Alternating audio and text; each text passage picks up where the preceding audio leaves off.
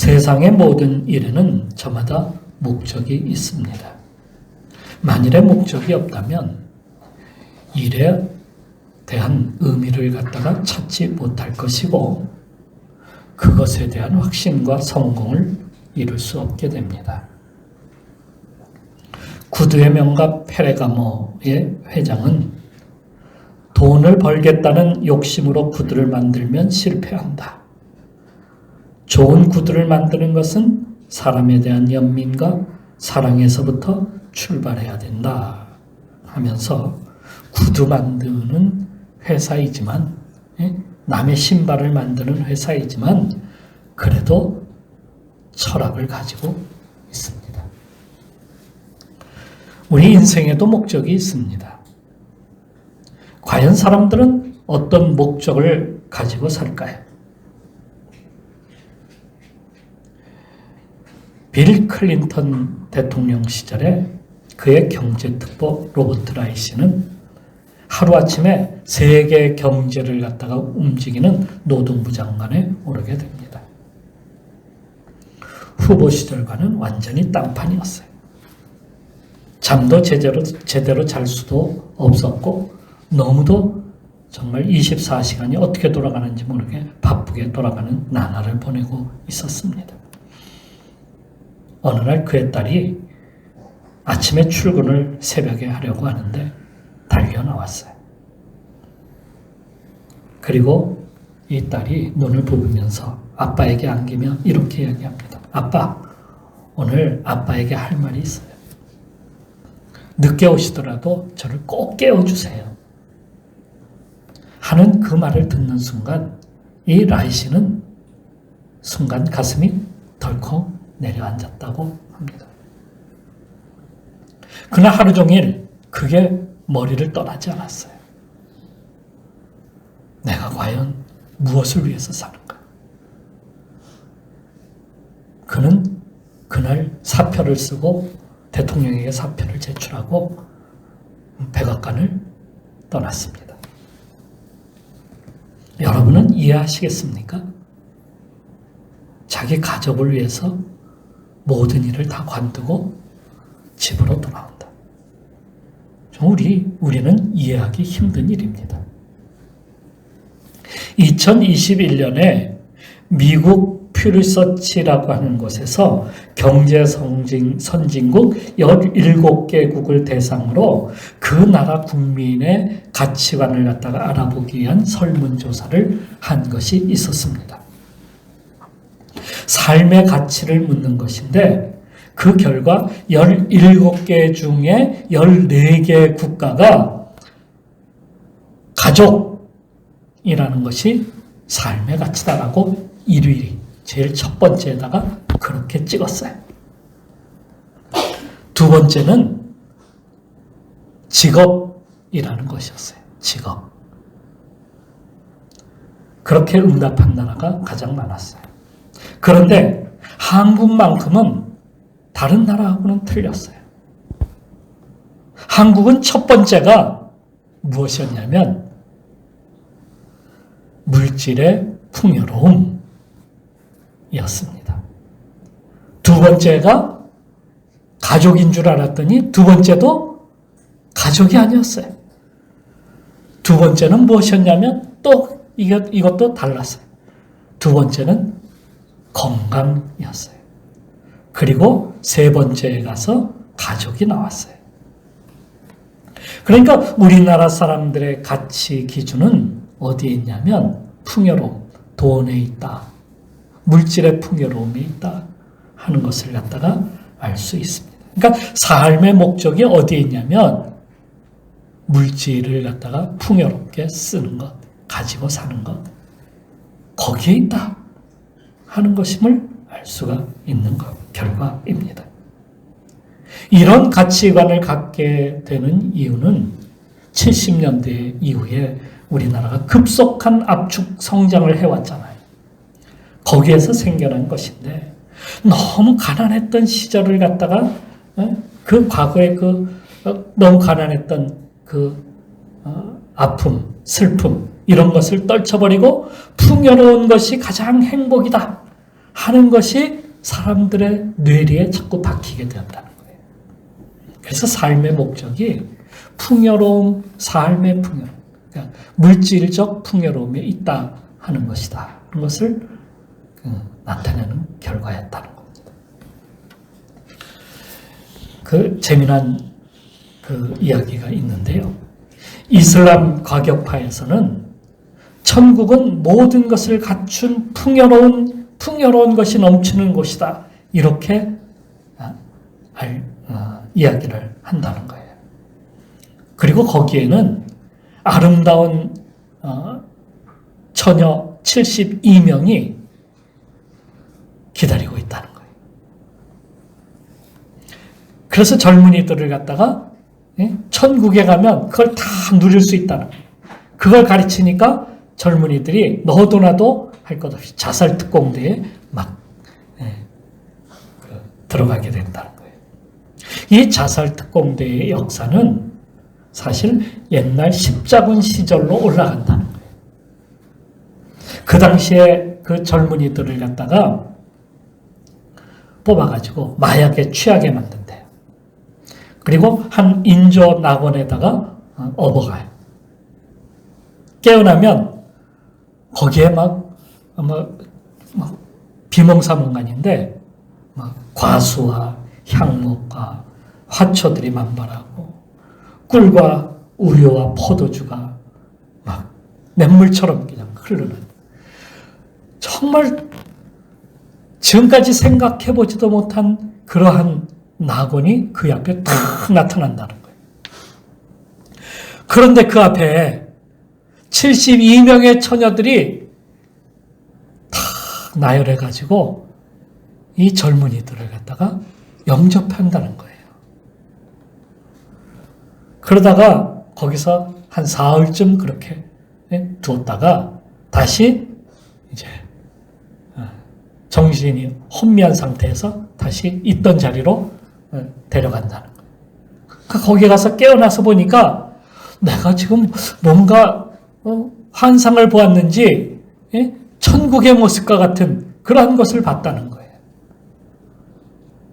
그리고 이야기를 하죠. 누구든지 자살 특공이나 암살 임무를 갖다가 성공하면 이 낙원으로 간다 하는 것을 약속을 했다는 거예요. 그러니까 너도 나도 할 것 없이 자살 특공대에 들어가게 된다는 거예요. 완전 사입이죠. 이만하면 진짜 사입이에요. 그런데 우리는 지금 우리의 세상은 낙원을 만들어가고 있다는 사실이에요.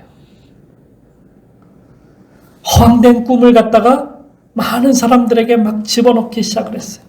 우리가 사는 집들을 둘러보면 사실 그런 것들을 꿈꿀만 합니다. 새로운 가전제품들이 막 쏟아져 나오는데 정말 정신이 없어요. 너무 TV도 영화관처럼 그렇게 막 설치되어 있는 그런 TV도 있고요. 빨래도 요즘은 어떻습니까? 빨래도 그냥 세탁기에 넣기만 하면 빨래만 됩니까? 아예 건조가 다 돼가지고 나오는 거예요. 거기다가 요즘 자동차들은 완전 자동화가 되어가지고 이제는 내가 가고 싶은 것만 찍기만 하면은 이게 완전 자율주행이 돼가지고 내가 원하는 목적지까지 다 데려다 준다는 거예요. 우리의 일은 인공지능이라는 것이 이제 나타나가지고 어려운 일, 계산하는 것, 그러한 것 척척 다 해준다는 거예요. 의술도 인간이 이제는 100세 이상을 살 수 있도록 그렇게 만드는 의술이 이제는 개발이 돼가지고 누구나 건강하게 100세를 갖다가 살 수 있게 만들어준다는 거예요. 그러니 누가 이 땅에서 떠나서 다른 세상에 가고 싶겠어요? 누가 다른 종교를 갖다가 받아들여서 더 기쁨을 갖다가 누리려고 하겠어요? 하나님이 필요하겠습니까? 거기에? 풍요로움 속에 다 묻혀버리고 마는 거예요. 분명한 사실은 하나님이 없는 천국은 천국이 아닙니다. 우린 이런 풍요로운 가짜 천국, 이것으로 인해서 우리 인생의 목적을 갖다가 잃어버려서는 안 돼요. 이것이 사탄의 노림수입니다. 우리로 하여금 다른 것들을 다 보여주어서 마치 천국의 모습처럼 그렇게 나타나 보이는 거예요. 그걸 쫓아가면은 어디로 가는 거예요? 완전히 다른 길로 가는 거예요. 이렇게 주장하고 이렇게 보여주는 그러한 것이야말로 사이비가 아니고 뭐겠습니까? 그럼 참된 인생의 목적은 어떤 것일까요? 우리는 먼저 하나님의 기쁨을 위해서 창조되었다는 사실을 알아야 합니다. 창세기 1장에 보면 하나님께서 모든 우주 만물을 창조하시고 그 가운데 사람을 창조하셨는데 사람으로 하여금 모든 것을 다스리게 하고 모든 것을 갖다가 다 인간이 그것을 갖다가 이끌어가도록 그렇게 만드셨어요. 그 모든 것들을 다 창조하신 후에 하나님께서 보시기에 뭐라고 하시냐면 심히 좋았더라. 심히 좋았더라라고 창세기 1장 31절에 말씀하고 있어요. 이 심히 좋았더라고 하는 것은 참으로 기뻐하였다는 말씀이에요. 그러니까 우리 인생은 하나님 중심으로 살아가도록 창조된 존재이다. 그럴 때 하나님이 기뻐하신다는 사실이에요. 그것을 위해서 우리를 창조하셨다. 그런데 인간은 그렇게 살지 않았습니다. 인간이 하고 싶은 대로, 인간의 뜻대로 살고 싶어 합니다.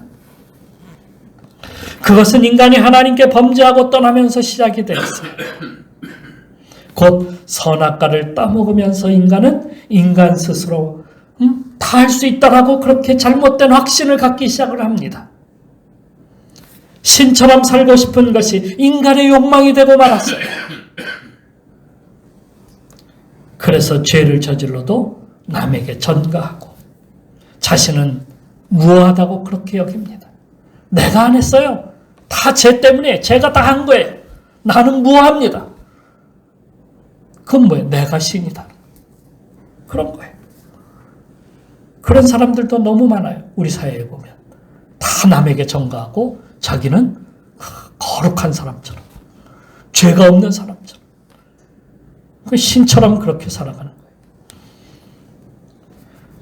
자신은 높은 자리에 앉아서 손가락만 까딱하면은 그 손가락만 까딱해도 다 알아서 움직여주고 남이 다 해주는 그러한 세상. 노예를 부리는 거 아니에요. 사람들이 다른 사람을 노예로 부리게 만들어. 모든 것이 인간 중심. 그 중에서도 어떤 특별한 인간은 더 대접을 받고 싶어 하는 거예요. 그래서 법도 그렇게 고치고 또 종교도 또 그러한 종교를 만들어냅니다. 자신이 더 특별하다는 거예요. 아예 우주관을 자기를 중심으로 해서 만들어버려요. 15세기만 하더라도 인간은 지구를 중심으로 우주가 돈다라고 하는 천동설을 갖다가 믿었어요.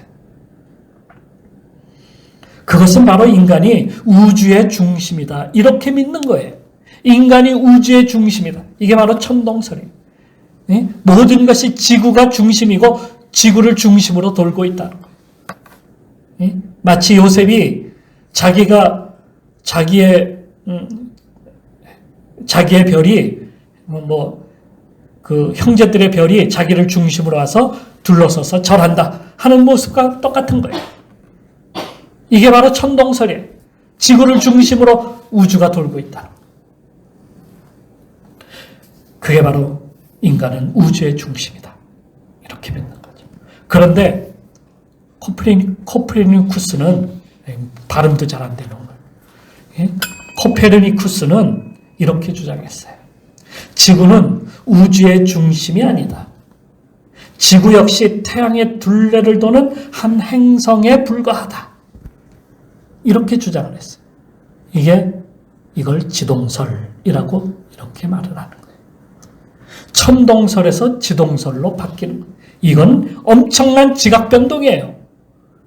이건 우주를 전체를 바꿔버리는 거 아니에요? 예? 전에는 지구를 중심으로 우주가 돌고 있다라고 했는데 알고 봤더니 그거 별거 아니야. 지구는 우주의 태양을 중심으로 해서 지구가 돌고 있는 거야. 이렇게 본 거예요. 이건 자연이 이걸 어떻게 해석을 하는 것이냐면 우주의 주인은 하나님이시다.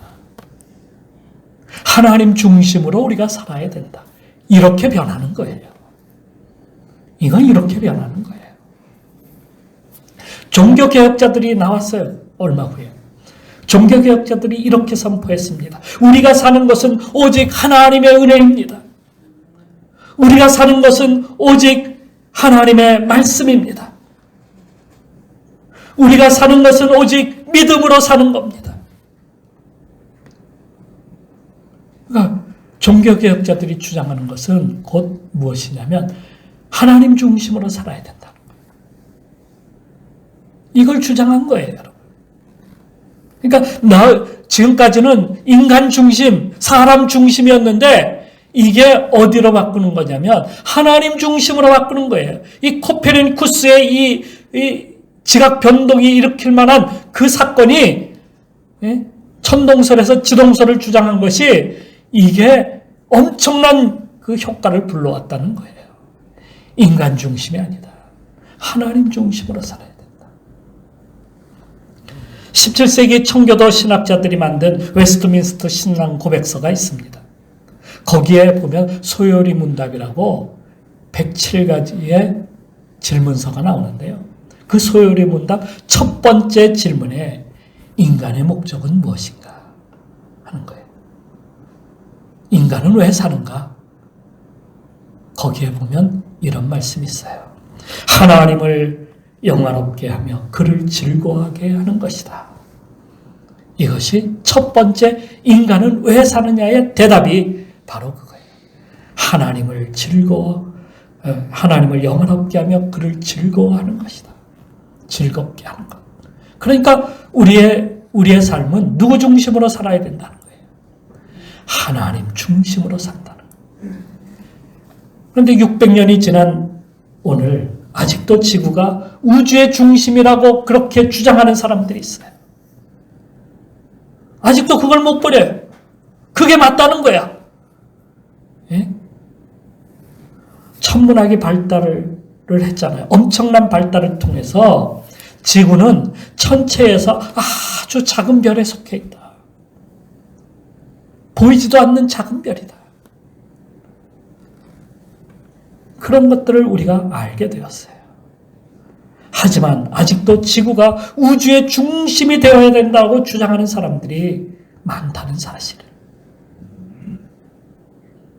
이건 미신도 아니고 과학적이도 않는 말을 갖다가 오늘날에도 주장하는 사람들이, 터무니없는 주장을 하는 사람들이 너무 많다는 사실을 우리는 알아야 합니다.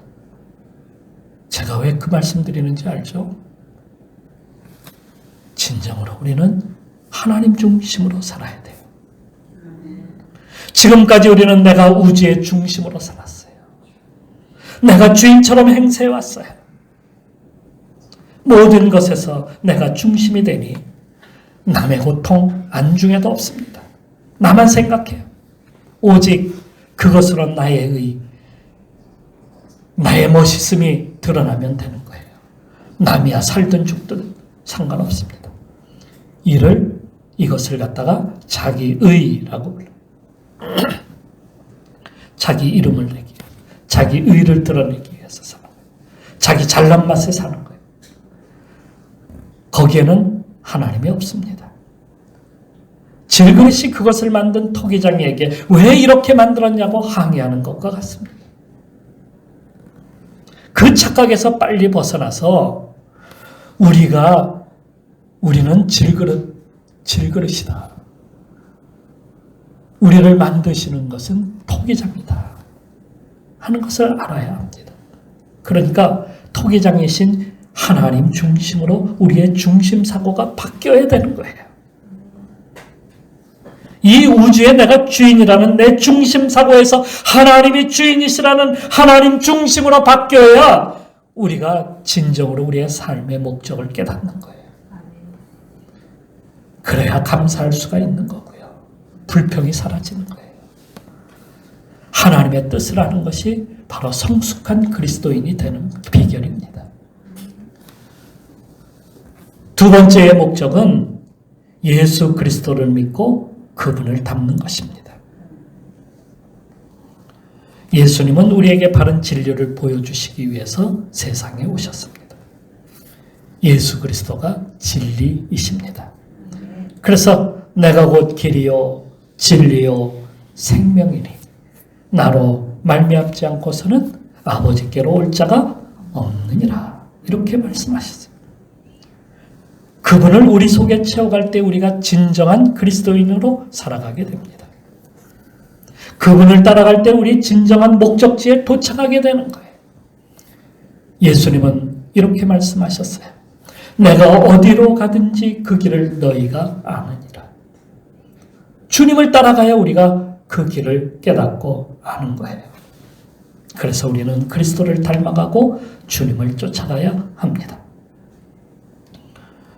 1983년 9월 1일 뉴욕 존 F 케네디 공항에서 출발했던 그리고 알래스카 앵커리지를 경유하여서 김포공항으로 오던 대한항공 소속 007기가 동해근방에 오더니 갑자기 레이더 화면에서 사라지고 말았어요. 당시에 김포공항에서는 미국에서 오는 승객을 기다리기 위해서 많은 가족들이 몰려 나와가지고 기다리고 있었는데 갑자기 그게 사라지고 만 겁니다. 그러자 가족들은 애타게 발만 동동 구리면서 비행기를 기다리고 있었습니다. 그런데 그날 비행기는 돌아오지 않았어요. 다시는 볼 수가 없었습니다. 기장의 실수로 이 비행기가 그만 소련의 영공으로 들어가고 말았던 거예요. 그러자 소련의 전투기들이 출동을 했고 이 소련의 전투기들이 이 비행기가 CIA 소속의 정찰 비행기다 이렇게 생각을 했는지 S-200 미사일을 갖다가 쏘고 말았어요.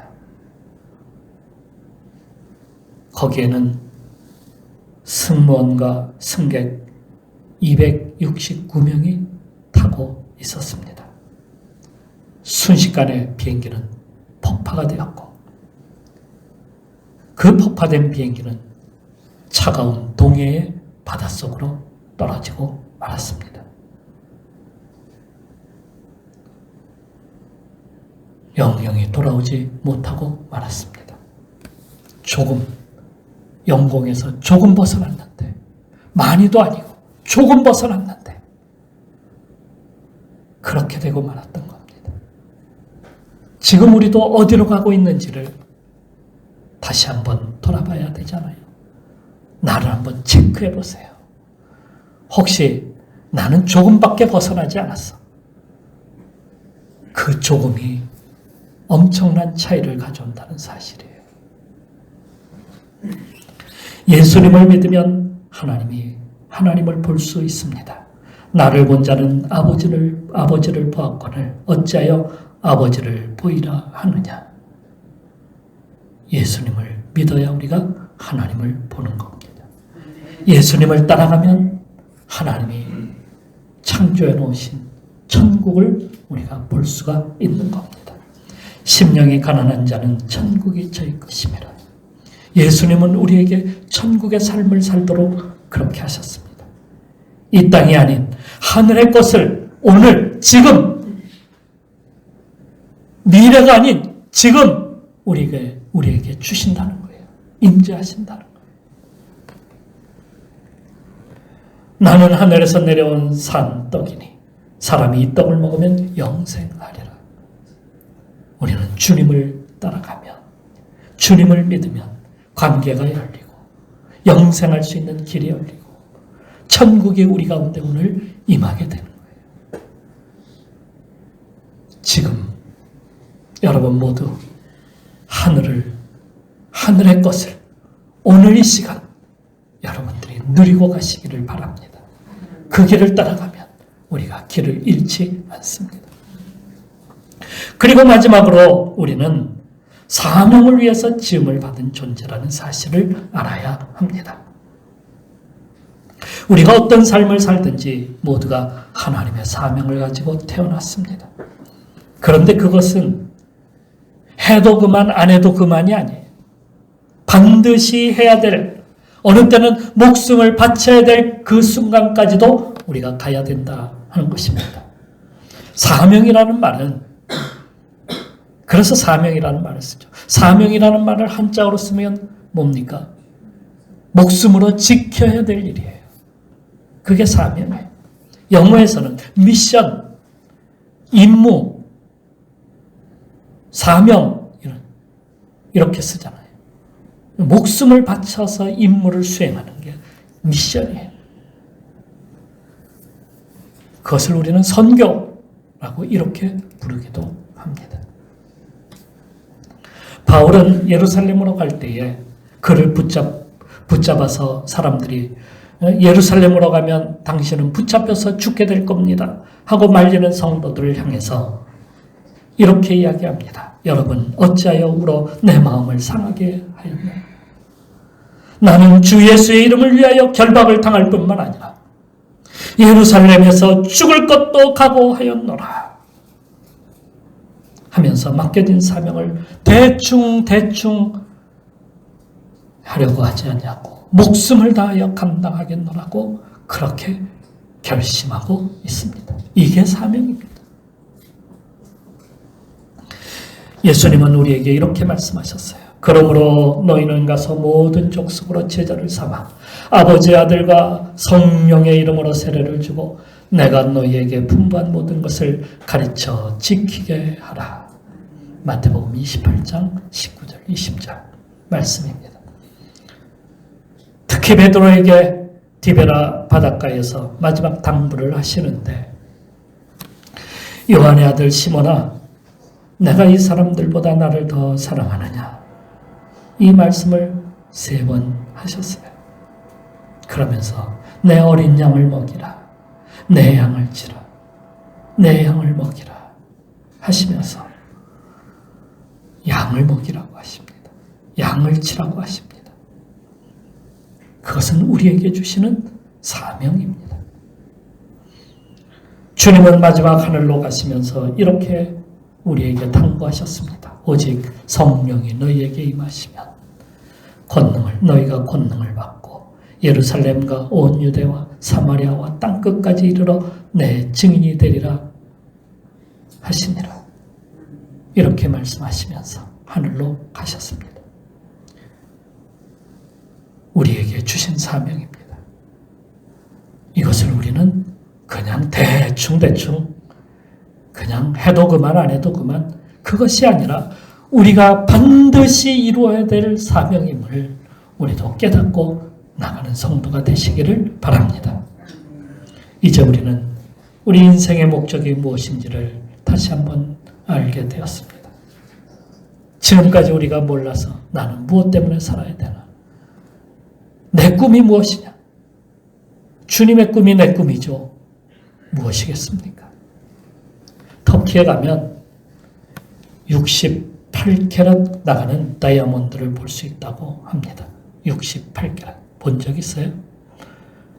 너무 커서 2캐럿, 3캐럿은 보았어요. 그런데 68kg짜리는 본 적이 없어요. 하도 커서 이 다이아몬드를 스푼 다이아몬드라고 이렇게 부른다고 합니다.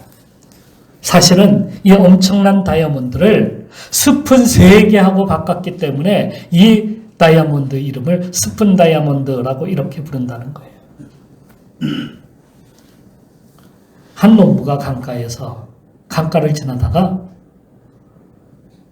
반짝이는 돌을 갖다가 보게 되었는데, 야, 이 돌이 대단한 돌인가 보다. 혹시 보석 아닐까? 하고 주머니에다가 놓고 왔어요. 오다가 보니까 동네 근처에 보석상이 하나 있네.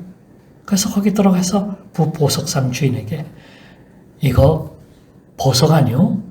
하고 보여줬더니 무슨 보석, 뭐 너무 스크래치도 많고 이게 뭐야, 이게 뭐 돌이 반짝이는 돌인데 뭐 내가 스푼 3개 줄 테니까, 숟가락 3개 줄 테니까 그거 가지고 가셔. 그래서 농부는 그거라도 받아서 가지고 집으로 돌아왔어요. 그런데 이 보석상 주인이 이 보석을 갖다가 이리저리 둘러보니까 이거 괜찮은 돌 같아요. 그래서 자세하게 들여다보았더니 돌이 아니라, 돌은 돌인데 다이아몬드라고 하는 돌이었어요. 그래서 이것을 갖다가 비싼 가격에 팔았다는 거예요. 누가 횡재한 거예요? 이 보석상 주인이 횡재한 거죠. 여러분, 하나님이 우리를 귀하게 만드시고 그렇게 우리를 아름답게 창조해 주셨는데 우리는 내 가치도 제대로 잘 몰라. 내가 어떤 존재인지도 몰라. 내가 어떻게 살아야 되는지도 몰라. 그냥 숟가락 3개 정도, 숟가락 정도로 안다면은, 우리 가치를 그 정도만 안다면은 우리는 참으로 불행한 것이 아니겠습니까? 오늘 나를 향하신 하나님의 목적을 바르게 알고 다시 한번 우리 사명을 가지고 주님 나라를 위해서, 주님의 영광을 위해서 오늘도 힘써 나가는 성도들이 되시기를 주님의 이름으로 축원합니다. 기도하시겠습니다.